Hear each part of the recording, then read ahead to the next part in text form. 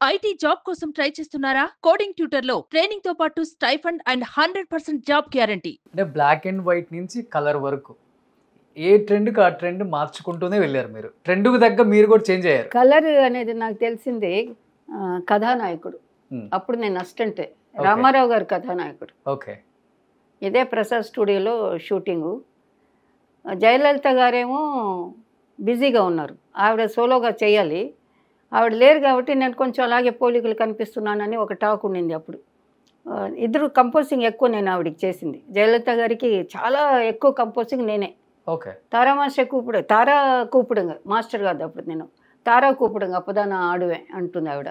తారాని పిలవండి అప్పుడే నేను చేస్తాను. అలాగన్న రోజులు ఉన్నాయి.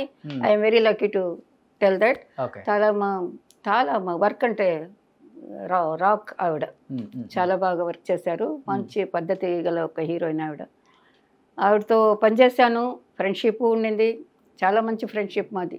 వాకింగ్ అంతా వెళ్ళేవాళ్ళం. అవుట్డోర్కి వెళ్తే గ్యాప్ ఉంటే వాకింగ్ వెళ్తుంది తను, వెనకాల సెక్యూరిటీ దూరంగా ఉంటారు, మేమిద్దరం వాక్ చేస్తుంటాం. ఊటీ కానీ కొడైకెనాల్ కానీ అలా అంత బాగా దగ్గరగా స్నేహితురాలు. చాలా మంది హార్ట్ టు హార్ట్ మాట్లాడుకునేవాళ్ళం మేము. అంత బాగా ఆవిడతో కూడా పనిచేశాను నేను. సీఎం అయిన తర్వాత కూడా అదే బాండింగ్ ఉంది. తర్వాత పిలిచిపించేది, చూసేది ఆవిడ, ఫంక్షన్లకి పిలిపించేది. ఒక 20 మెంబర్స్ ఆవిడ ఇష్టపడే వాళ్ళలో నా పేరు కూడా ఉండిందని విన్నాను నేను. సూపర్. అసలు అదే సీఎం వాళ్ళతో అందరితో పనిచేస్తాడు, రామారావు గారితో పనిచేస్తున్న కథానాయకుడు. అదే కథానాయకుడు ఆవిడ రాలేకపోయినారు, డైట్స్ లేవు, ఇంకెక్కడ ఉన్నారు కాబట్టి సోలో 4-5 బిట్లు నే చేసి ఉంటాను. రామారావు గారితో ఒక బిట్టు దొరకడం, ఒక షార్ట్ దొరకడం కష్టం ఆ కాలంలో.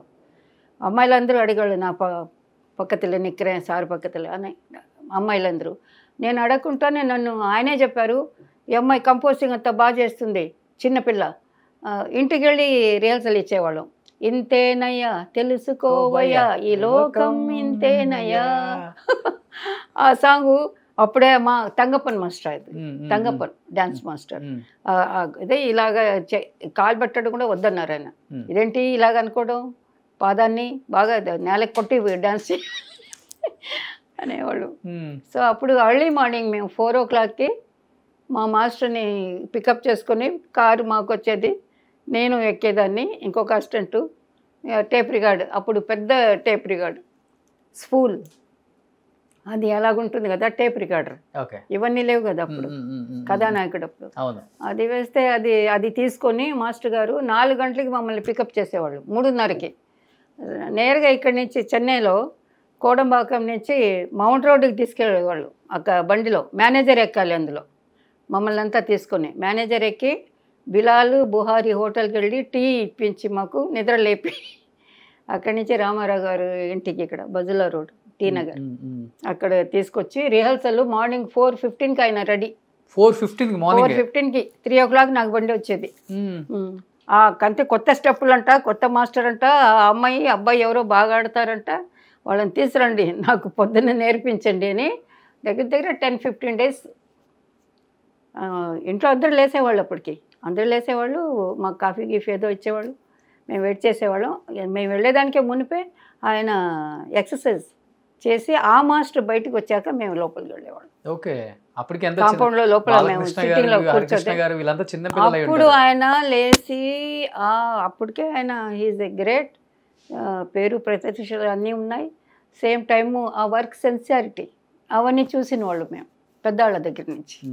కాబట్టి మాకు కూడా అదే పిచ్చి అయిపోయింది. వర్క్లో సచ్చినా పర్వాలేదు, అది చేస్తూనే ఉండాలి, బాగా చేయాలి.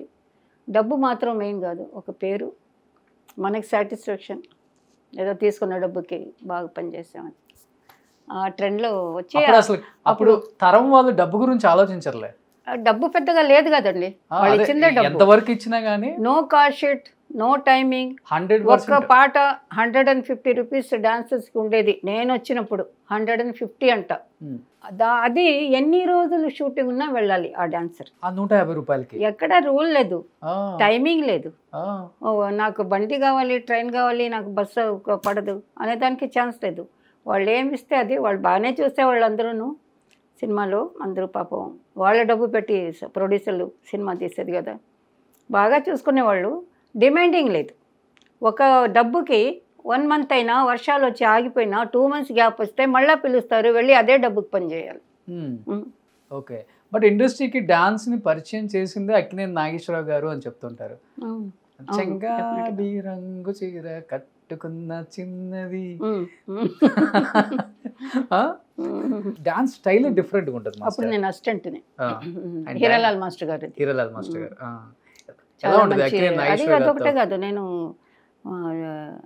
నేలలో ఇసుక నేలలో కొంచెం హైట్ చేసుకొని చిన్నపిల్ల ఉన్నప్పుడు దాని మీద కూర్చొని సినిమాలు చూసిందాన్ని నేను. ట్రెండ్ ఏం చెప్తారు, టెంట్లో టెంటే వచ్చేది అప్పుడు నాయుడుపేటకి వేసి తీసేసేవాళ్ళు, మళ్ళీ తీసి మళ్ళీ ఎప్పుడు సినిమాలు వస్తాయి ఎప్పుడు వేసేవాళ్ళు. అలాగా అందులో కూర్చొని అప్పటి నుంచి నాగేశ్వరరావు గారి పాటలు అంటే రోజులు మారాయి అవన్నీ అప్పుడు చూసినవే నేను. వహీదా రెహమాన్ గారు అది చూసి నేను తిరిగి ఇంటికి వచ్చేదాన్ని కాదు, ఏడ్చేదాన్ని. అక్కడి నుంచి అమ్మ లాగితే కూడా వచ్చేదాన్ని కాదు. మళ్ళా వేస్తారు మళ్ళీ చూడాలి నేనని. సినిమా అయిపోయేది, శుభం వేసాక అందరూ బయటికి వెళ్తుంటారు సెకండ్ షో, నేను ఏడుస్తూ అక్కడే కూర్చొని ఉండేదాన్ని. నేను రాను ఇక్కడి నుంచి. అది ఎందుకు ఏడ్చానో ఏంటో నాకు తెలీదు. తెగ ఏడ్చేదాన్ని. అమ్మ 4 దెబ్బలు కొట్టాక అందరూ కలిపి లేపి భుజాన్ని వేసుకొని తీసుకెళ్ళేవాడు. నాకు తెలియదండి. ఎక్కువ సినిమాలు చూసి కాదు, ఎక్కువ థాట్స్. నేను ఇలా ఉండాలి అలా ఉండాలి, నన్ను అందరూ చూడాలి, అది కూడా మిక్స్ అవుతుంది. అది కూడా మిక్స్ అవుతుంది ప్రతి ఒక్కరికి. హీరోయిన్ కూడా ఏ గొప్ప హీరోయిన్ అయినా తను అనుకుంటుంది నేనే బాగుండాలి, నన్ను అందరూ చూడాలి, నేను చాలా బాగున్నాను అంటే ఆ టైంలో, ఆ సాంగ్లో, ఆ షార్ట్లో. అది లేకపోతే కష్టం కదండి. మీరు అలా అనుకున్నారు? నేను అలా అనుకున్నాను. నా మూమెంట్లో నేను ఆడితే అందరూ చూడాలి నన్ను.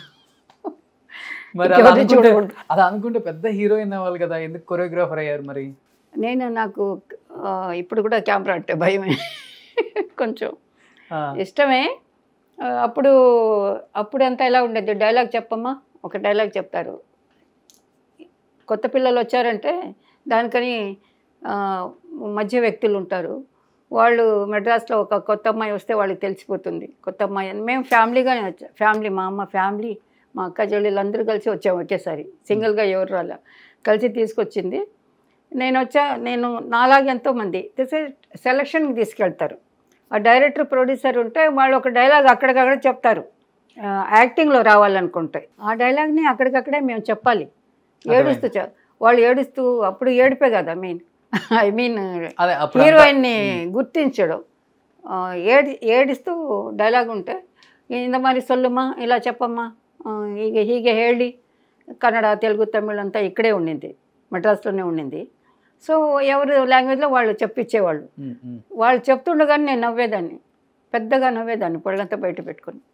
ఏంటి అమ్మాయి నవ్వుతుంది, డైలాగ్ మేము ఏడుస్తూ చెప్తూ ఇలా చెప్పమ్మా ట్రై చేయాలంటే అని తీసుకొచ్చిన వ్యక్తిని అడిగితే అమ్మాయికి డ్యాన్స్లే ఇష్టం ఉండి డైలాగ్ చెప్తే నవ్వు వచ్చేస్తుంది తనకి. నేను వాళ్ళు ఏడ్చేది చూసి నవ్వేదాన్ని. డైరెక్టరు, స్టోరీ రైటరు చెప్పేవాళ్ళు ఏడుస్తూ, ఏనమ్మా అప్పా ఏదో అంటారు కదా, ఎందుకు రా బాబా ఇలాగ ఏడుస్తున్నారు ఓకే అని చెప్పి నవ్వు వచ్చేసేది.